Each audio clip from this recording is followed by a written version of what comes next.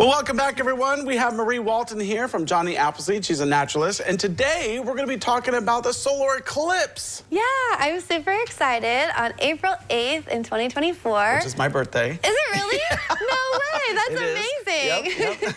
It's going to be a total solar eclipse on your birthday. I know. So that is when the moon gets in between the earth and the sun, and it kind of darkens the sky for a little bit. It's a big event. It's going to be really cool for you and for our viewers at home.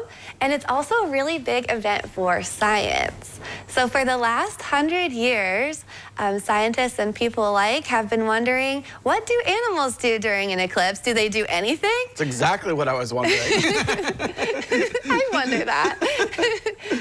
So there have been stories of things animals might do during an eclipse, things like honeybees going back to the hive at that moment when the sky gets dark, or turtles looking up at the sky, or nighttime animals like owls and bats and frogs and crickets that usually only come out at night, making their noises during that time when the sky is dark.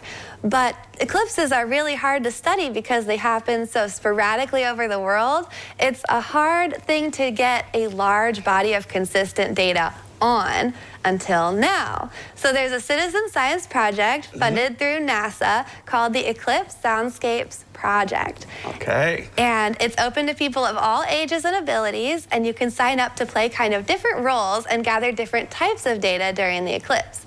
So there's one role you can sign up for called the observer role, where you take a 15 to 30-minute training course just to kind of prime you on the types of things that you'll want to be observing. And then you can print out this paper. I brought one here to show you, as well as the viewers at home. And it just has the types of things that you'll be looking for. And when I say observing, I mean things that you're listening for and looking for and sensing and feeling. And you're going to be doing this 10 minutes before, during, and then 10 minutes following the total solar eclipse. That's awesome. It's going to be a really cool way to be mindful during the eclipse of things happening around you. And I think it's something that'd be really fun to do with friends or family as well. Well, and we can help NASA as well. That's just a cool thing. And they'll send you a certificate for doing it. Really? Yeah. What's this thing called again? This is... The machine or whatever it is? Sounds? Oh, that's the next one. So there's another role that you can sign up for, and that's called a data collector. Oh, okay. At eclipsesoundscapes.org. And you can apply to receive this device called an audio moth. That's it. And it is a high-tech piece of equipment that you put outside 2 days before the eclipse, and then you retrieve it 2 days after the eclipse. And you'll take a little SD card out and send that back to NASA. Well, they'll be looking for the sounds that are going on in the environment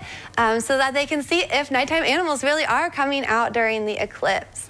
It's a really great way to contribute to what we know about animal behavior as well as soundscape ecology. I'm super excited about it. Now, say this machine name again. It is called the audio moth. And the reason I brought that up today is because you can apply to eclipsesoundscapes.org to receive a free one between now and January 31st of 2024 if you live in the line of totality. So that's everyone here in Allen County. We will be able to see the total solar eclipse. So we're special without knowing that we're special. Yeah.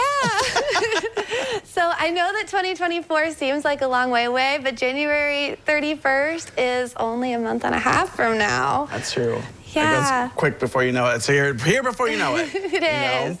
So NASA will just send you this free machine, and then, is that right? Yeah, and then you can record the sound data, and then you send what you heard back to them, and they'll be able to analyze that data, and we'll be able to get answers about our world and the animals that we share it with. That's awesome. Yeah. So the solar eclipse is going to be on my birthday on April the 8th.